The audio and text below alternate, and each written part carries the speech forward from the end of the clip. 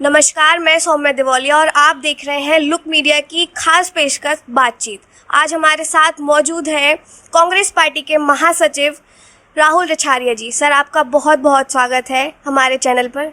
धन्यवाद madam, thank you. Sir, इस बार प्रियंका गांधी उत्तर प्रदेश से चुनाव लड़ेंगी? देखिए, वो चुनाव लड़ेंगी या नहीं लड़ेंगी ये उनका निर्णय होगा।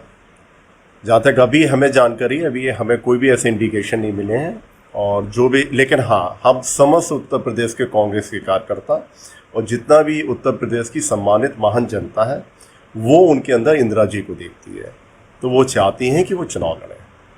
सर, हाल में ही कांग्रेस पार्टी को 7 सीटें मिली हैं, आगे कितनी सीट्स मिलने की उम्मीद है? देखिए, पिछले चुनाव में ये बात भी सत्य है कि हमें 7 सीटें मिली थी, लेकिन वर्तमान में स्थिति बहुत ही माने कि चेंज है, क्योंकि यूपी की पब्लिक अपने आप को बहुत ठगा महसूस कर रही है। यूपी की पब्लिक ये समझ चुकी है कि जिसको हमने 32 वर्ष अपने दिल से बाहर किया था, और ये जो झूठी फरेबी जितनी भी यहाँ पे सरकारें बनी हैं जिन्होंने सिर्फ लूटा है, इस प्रदेश को निचोड़ा है, और वर्तमान सरकार ने तो सारी परंपराओं का कहते हैं ना बहुत ज़्यादा अति कर दी, समाज में, जाति में, झूठे वादों में, और इतना ज़्यादा विभाजित करने के बाद जिस तरीके से महंगाई बढ़ाई, जिस तरीके से कोविड-19 में भी लाशों के ऊपर इन्होंने जो लापरवाही बरती है, जिस तरीके से इन्होंने हरकतें की हैं, उसके मद्देनज़र आप ये मान के चलिए कि उत्तर प्रदेश की जनता ये मान चुकी है कि इस यूपी को अगर सही कोई सरकार दे सकता है, इस यूपी के हर बेरोजगार युवा साथी को कोई रोजगार दे सकता है, इस यूपी के किसानों को उनका हक दे सकता है, व्यापारियों को टैक्सेस में ना घेर कर आए दिन उनके ऊपर कुछ ना कुछ डिफरेंट टैक्सेस लगा के उनके निचोड़ने की जगह अगर कोई उनको राहत दे सकता है, और आम जनता जैसे आप ही लोग हैं, आज आप देखिए हमारे पास तक आए तो आपको एहसास हो रहा होगा कि हम पेट्रोल कैसे लें, क्योंकि 100 रुपये पार हो चुका है। इन सब से कोई उन्हें संभाल सकता तो वो सिर्फ और सिर्फ कांग्रेस और आदरणीय प्रियंका जी का नेतृत्व। तो इस बार आप ये मान के चलिए कि उत्तर प्रदेश में हमारी बहुत अच्छी सीटें आएंगी और सरकार हम ही बनाएंगे। सर, जो सत्ताधारी है वो तो ये दावा करती है कि ये कोरोना काल में और जो पार्टियां थी वो उतरी ही नहीं है मैदान में। कितना बड़ा झूठ है ये आप स्वयं जानते हैं, क्योंकि आपके चैनल के माध्यम से ही आपने स्वयं दिखाया था कि किस तरीके से पहली लहर में जब हमारा सम्मानित जो आधुनिक भारत की जिन्होंने नींव रखी, ये जो भारत बनाया, जो बेचारे बिना छत के हैं लेकिन सबको छत दी, उन्होंने भारत का निर्माण किया, वो पैदल सड़कों पर चल रहे थे और सरकार देख नहीं रही थी उनकी तरफ। उस समय आदरणीय प्रियंका गांधी जी ने उनको बसों का इंतजाम किया था, किचन चलाई थी, जितनी संभव मदद हो मदद की थी, और योगी जी से और मोदी जी से कहा था कि इनको इनके घर पहुंचा दीजिए, आप अपने चित्र लगा लीजिए, अपने होर्डिंग लगा लीजिए।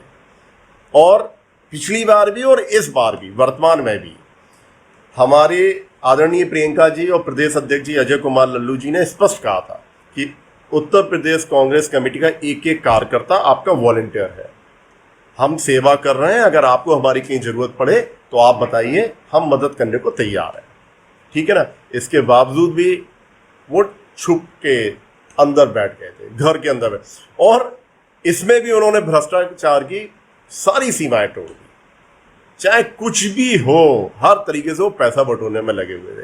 तो ये तो इनका बहुत ही बेबुनियादी वो है।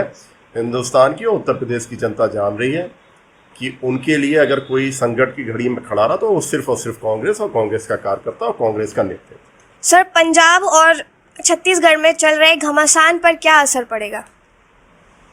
घमासान आपको सिर्फ पंजाब और छत्तीसगढ़ का क्यों दिख रहा है? आपको वो घमासान नहीं दिख रहा जो गुजरात में हुआ?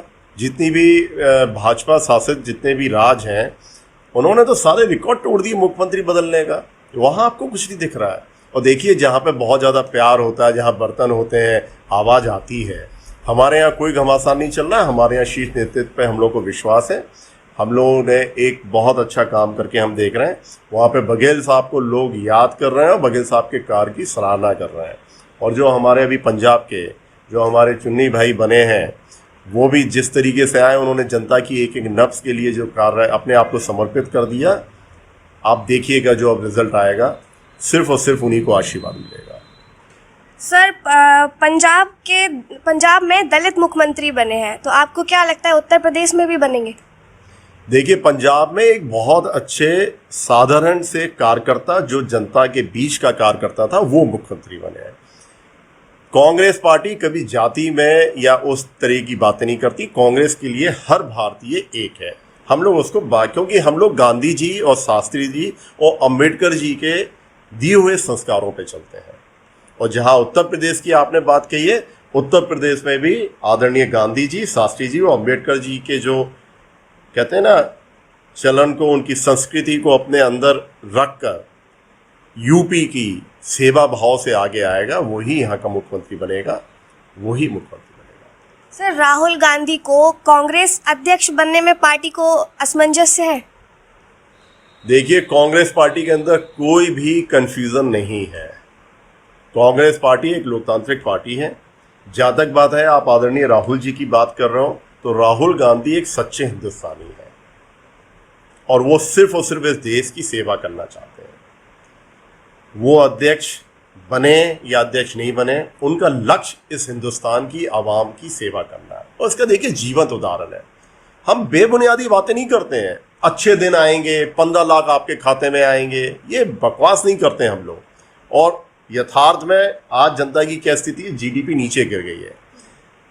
राहुल गांधी जी को अगर अध्यक्ष बनना होता तो वो आज बन जाएंगे, क्योंकि हम सब लोग ये अंदर वो बसते हैं। राहुल गांधी को प्राइम मिनिस्टर बनना होता तो वो 2004 में बन जाते, 2009 में बन जाते। जब सरकार बनी, उन्होंने सबसे काबिल व्यक्ति को इस हिंदुस्तान का प्राइम मिनिस्टर बनाया। वो खुद जनता के बीच में गए। जो भी आप बात कर रही थी ना दलित की, वो इस हिंदुस्तान के सबसे कमजोर वर्ग के घर पर गए, वहां पर उन्होंने भोजन खाया। उन्होंने देखा ये संघर्ष करते हैं अधिकारियों के दरवाजे पर खड़े होके सूचना पाने के लिए, तो वो सूचना का अधिकार लेकर आए। वो हर लोकतांत्रिक ताकत को उन्होंने इंट्रोड्यूस किया जो इस हिंदुस्तान की जरूरत थी। जमीन ना लिया जाए, जमीन का अधिकार, किसानों की खाने का अधिकार, मनरेगा जो कि वर्ल्ड का सबसे अच्छा कानून बनकर आया है, हर व्यक्ति को जो रोजगार दिया, ये राहुल जी की सोच थी। जो राहुल गांधी जी गली गली में, क्योंकि पंडित नेहरू ने कहा था अपने पहले भाषण में कि हिंदुस्तान की आत्मा गांव में बसती है, तो राहुल जी ने उसको फॉलो करके गांव में गए और जब उन्होंने देखा वहां रोजगार की जरूरत थी तब मनरेगा लेके आए। उस समय हिंदुस्तान में करोड़ों की संख्या में रोजगार बढ़ा था, लोग बाग अपग्रेड हुए थे, इकोनॉमी वाइज जीडीपी बढ़ी थी। और जैसे ही परम आदरणीय हर हर आए, क्या हाल हुआ आपने देख लिया। जीडीपी कहाँ गई, उस पर चर्चा नहीं करते हैं।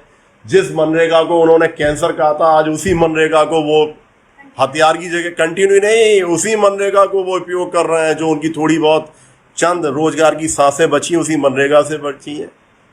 और आपको एक बात बता दूं मैडम, कांग्रेस वो करती है जो सरकार, जो जनता को सर्व हो, वो कानून बना के जाती है। वो कहते हैं ना, छल कपट ना करके तनिक फायदे के लिए काम नहीं करती है। आप एक चीज बताइए, पिछले 7 वर्षों से इनकी गवर्नमेंट है, इन्होंने कौन सा ऐसा जनता के लिए कानून बनाया सिवाय बेचने के। वो हर चीज इन्होंने हिंदुस्तान की बेच दी जो आजादी के बाद कांग्रेस ने और इस गांधी परिवार ने अपने लहू से सींच कर जो इस देश में स्थापित की थी, वो हर चीज बेच दी।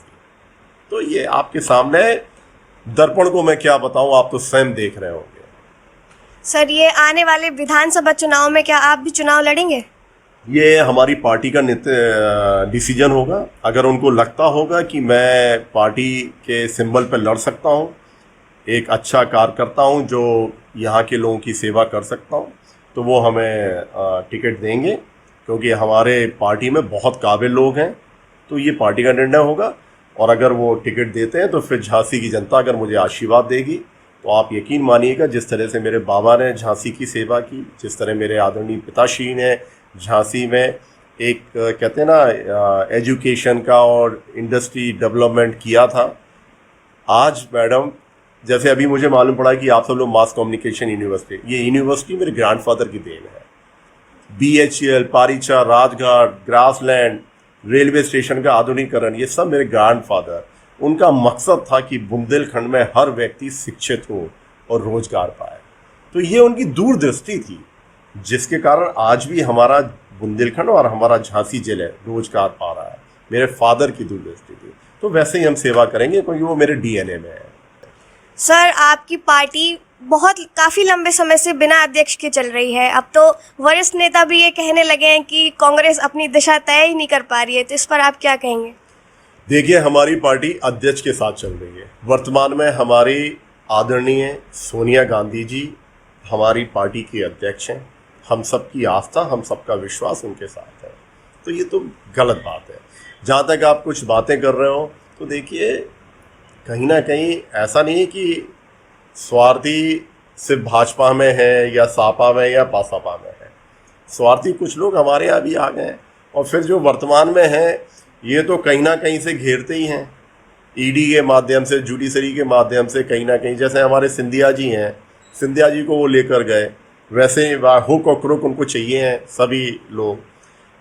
आज वो घुटन महसूस कर रहे हैं वहाँ पर, आप समझ रहे हो ना। तो हमारे यहाँ कोई भी ऐसा नहीं है, हम सबको उनके नेतृत्व पर विश्वास है, हम सब लोग, क्योंकि हमें मालूम है कि इस देश को अपने लहू से किसी ने सींचा है तो वो सिर्फ और सिर्फ गांधी परिवार ने सींचा है। वो इस देश के साथ गद्दारी नहीं कर सकते। और एक बात मैं आपको अंतिम में बोलना चाहूँगा, अगर राहुल गांधी, प्रियंका गांधी तनक भी आरोपी होते ना, अगर उनकी किसी भी पीढ़ी ने कुछ गलत किया होता, तो वर्तमान सरकार के जो मुखिया है ना, जिस तरीके से हर चीज को अपने हाथ में ले रखा है, जुडिशरी को, ईडी को, कोई भी संवैधानिक पोस्ट ऐसी नहीं है जो उनके हाथ में ना हो। 7 समुद्र खोद कर भी वो चीज निकाल लाते। ये साबित करता है कि इतना साफ सुथरी छवि और बिल्कुल हिंदुस्तान के लिए समर्पित अगर कोई है तो सिर्फ और सिर्फ सोनिया जी, राहुल जी और प्रियंका जी हैं, और वो दम से जनता की लड़ाई लड़ेंगे, अंतिम सांस तक लड़ेंगे, हमें मालूम है। सर आप हमारे चैनल के माध्यम से कुछ जनता को बोलना चाहेंगे? मैं एक चीज़ जरूर बोलना चाहूँगा आपके चैनल के माध्यम से कि देखिए, सबसे पहले कोविड को बहुत गंभीरता से अभी भी लें। हमारी फर्स्ट और सेकंड लहर हमारे बीच से गई है, हमने बहुत अपनों को खोया है। जब भी याद आता है तो रोंगटे खड़े हो जाते हैं। तो अभी थोड़ा सा अपना ध्यान रखें, जितना भी हो सके, जो गवर्नमेंट के इंस्ट्रक्शंस हैं, डॉक्टर्स कह रहे हैं वो करें। दूसरी चीज़, ये बात सत्य है कि कठिन परिस्थितियां हैं, पब्लिक यूथ के पास रोजगार नहीं है, किसानों की बहुत बुरी स्थिति है, अडानी अंबानी को देने के लिए कॉन्ट्रैक्ट फार्मिंग हमारे बीच में आ रही है। ऐसे कई महंगाई के जरिए हमारे बीच में आ रहे हैं, क्योंकि हमारी देखिए फाइनेंशियल इनकम में कोई ग्रोथ नहीं है, टैक्सेस में हमसे लिया जा रहा है। धैर्य रखें, चुनाव के वक्त सही निर्णय लें, ये समझें कि कौन उन्हें अपलिफ्ट करता है। दूसरी चीज़, डरे नहीं, वक्त आएगा, बेईमानी का वक्त। जब अंग्रेज़ों का वक्त चला गया तो ये तो अंग्रेज़ों के संस्कारों पे चलने वाले लोग हैं, इनका भी वक्त जाएगा। हम पुनः आएंगे उनके आशीर्वाद से और लोगों की सेवा करेंगे, और अपने इस भारत को, इस उत्तर प्रदेश को फिर से उसी जगह लेकर जाएंगे जो ये लोग सपना थे। सर बहुत बहुत शुक्रिया आपका हमारे चैनल पे बातचीत करने के लिए। इस बातचीत को हम यही समाप्त करते हैं, और ऐसी ही बातचीत हम आपके सामने लाते रहेंगे। तब तक के लिए जुड़े रहिए लुक मीडिया के साथ। 1 मिनट हमारे साथ।